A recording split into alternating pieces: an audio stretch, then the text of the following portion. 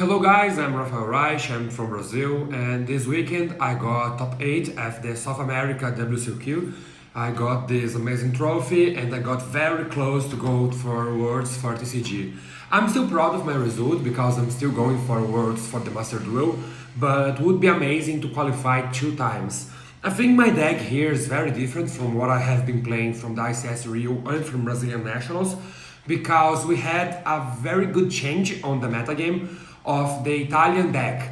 A deck that I'm calling the Italian deck because it got popular on the Italian National. A deck that is basically playing as Snake Eyes with board breakers.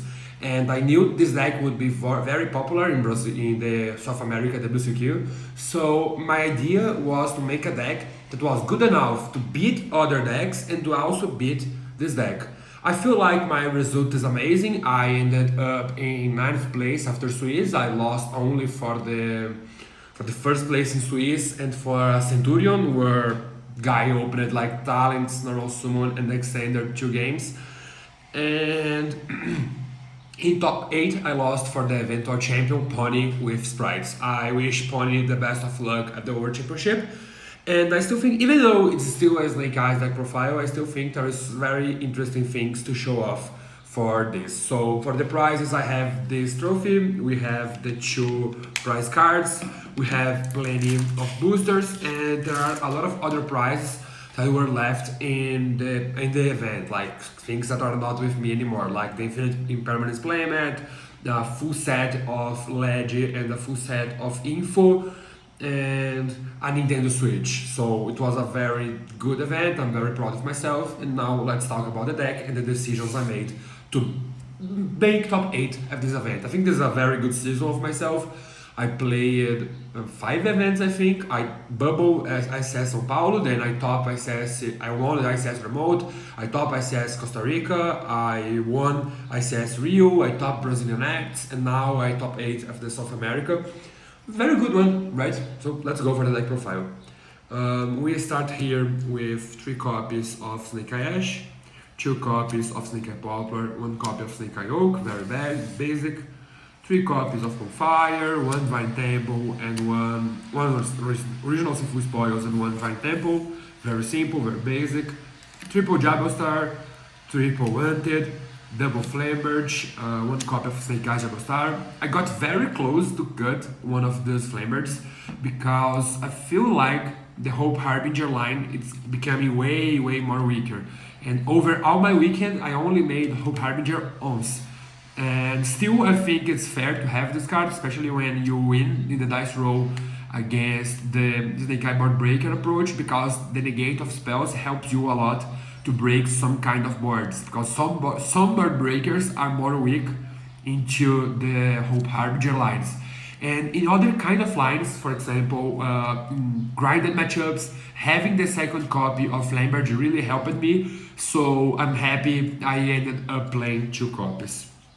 Now, I had a decision between playing hand traps or playing board breakers, and my decision was over hand traps because I feel like the board breaker list has no edge to win against other board breaker approach. So I feel like it would be better to just play regular hand traps and try to grind the games against my opponents with the best list I could. So I played triple Veilers, triple Impermanence, triple Murder, triple Ash. I feel like these 12 cards, they are mandatory for every Yu-Gi-Oh deck right now. Then I also played triple Nibiru because, well, it's a Continental, right? Like, the best players are going to be playing, and they are most likely just the best players. So you have to play against the best deck. You have to win against Snake Eyes. That's why we could make a deck that is more committed for the Snake Eye matchup. Here I think I made my first misplay. I played 2 copies of Drawlock Bird, and I'm gonna talk about this later. I played 2 copies of Fenrir, and this will make sense when I show you guys my side deck.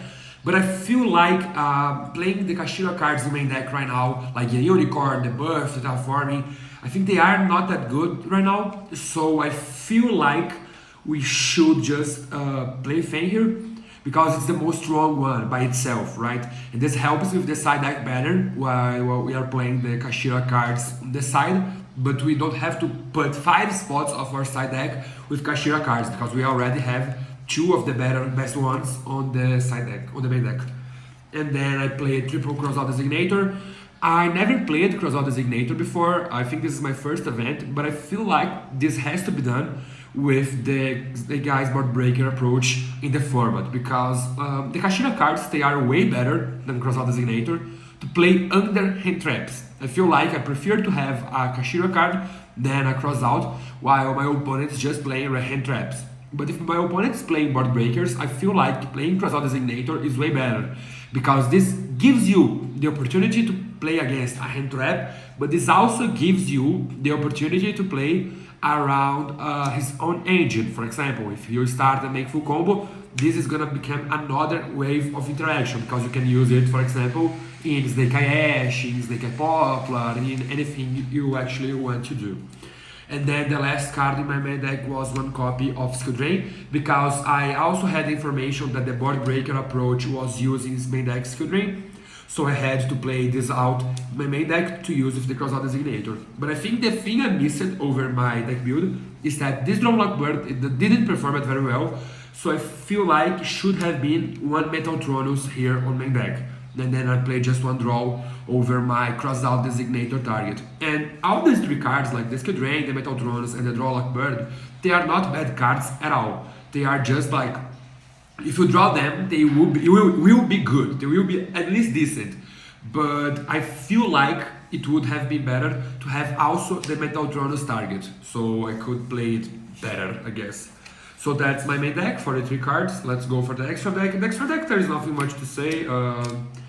IP, SP, and Anima, Dark, Rita, and Nightmare Phoenix, Princess, Celine, Appaloosa, Access Code, Zalantis, Raging Phoenix. And then for the flex spots, I ended up deciding to play Goddess, Hope Harbinger, and Dracosac. I feel like I could have changed Dracosac, I could have changed Goddess, but I feel like this is more about how my tournament went over what actually was the theory, because I never could play with Kashira Unicorn, I never played against the Melodios, but if I played, these two cards would be very important. But there were other cards that could be there, like the second Espiritonite. It's very important, especially because it lets you combo under impermanence if you open Fenrir and Snake Eye Ash. We could also have played the second copy of Qualifier Princess, but I don't feel like this is incorrect. I just feel like the way my tournament went, this was not good enough. So now for the side deck cards, one Kashira Unicorn, one Field Spell, and one Birth. We had a Terraforming here before, but I feel like Draw is becoming way more popular than it should. So I'm not playing cards that make me die to Draw Lock Bird, especially because I won the ICS with Kashira Snake Eye. So I feel like people will be more intended to think I'm still playing the Kashira cards in my main deck. Now, 2 Metal Tronos, 2 Skill Drains before going first. We also have 1 Khaled and 1 Talent. These 2 cards were terrible over my weekend. I feel like I shouldn't have played them.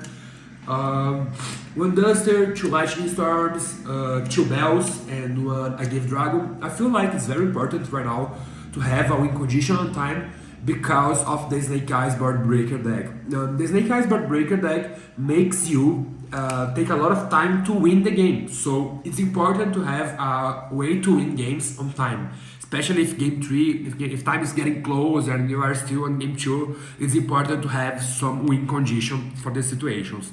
And then the 2 bells were a side deck pattern thing. We don't have to play 3 of them because after doing your side deck patterns with this deck, you just have to put in 2 bells. These 2 Skill Drains are the best floodgate of the format. We have to ban this card. Lightning Storm, Zenfire Duster. I was siding these cards into the mirror match, so still amazing, still a good game plan, and I feel like everyone is doing so. And then the Metal Thrones and the Talents. The one out of Talents is just a side deck thing for the Snake Eyes approach. This is decent if your opponents play hand traps, of course, but against the Snake Eyes Board Breaker approach, I feel like this could be a very good crossout designator target. So that's why I played it, and this was 100% incorrect. I feel like I should have played third Metal Thrones, maybe. I had better cards to play than these Talents. And then Called by the Grave was also decent. Yeah, it's weird because it negates hand traps, but doesn't negate all the hand traps, and yeah, it's decent, I guess. And then Metatronus, this card overperformed for me. This card was actually really, really good, especially because you don't have to make big changes for the format. Anima is your target for Yubel, so you have a target for Yubel. And you basically have outs for everything on the current format. But I think I still have to play a bit more of this card so I can fully understand how this can play overboards. So basically that's my deck profile for the South America. I'm still proud of myself. Yeah, this trophy looks hella nice. I wish I could have gone further, but I got destroyed by sprites and top 8. I'm still proud of my season, I'm still proud of my result. I feel like there is a very good fury here, and as I said, I feel like this deck would be very popular over the top South America players, and that was true. Like some of the best South America players, like Santiago Marin Lopes, Francisco Osorio, the guy who got second place, Pablo, the guy from Colombia, Carlos Perez, all of these good cycle of testing were playing the Snake Eyes board break Lustig, all of them were playing the Snake Eyes board breaker approach, and I feel like the deck should be good against the regular Snake Eye, but I feel like my deck should have a good win rate against this kind of strategy, and to win this kind of event I need to win against these players.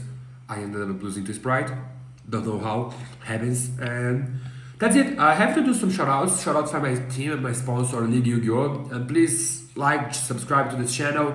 I also a shout out to everyone from Brazil who supported me and everyone who was in this travel. But especially for Juninho, who was on the same flight of me, and we discussed the deck like for straight 5 hours because our flight was delayed, so we had time to discuss, to play. Shout outs to Pedro Henrique, who got top 16, no, top 32, and also he got second place after the playoff. You did well, Pedro, I love you. And Juninho also made top 16, so we were the two best Brazilians over this tournament, and I'm proud of myself. I'm still proud of how everything went out. Shout out to Santiago for being one of the best test partners I could have. And with that being said, thank you for your watching. Please like, subscribe, and share this video. And see you next time. Goodbye.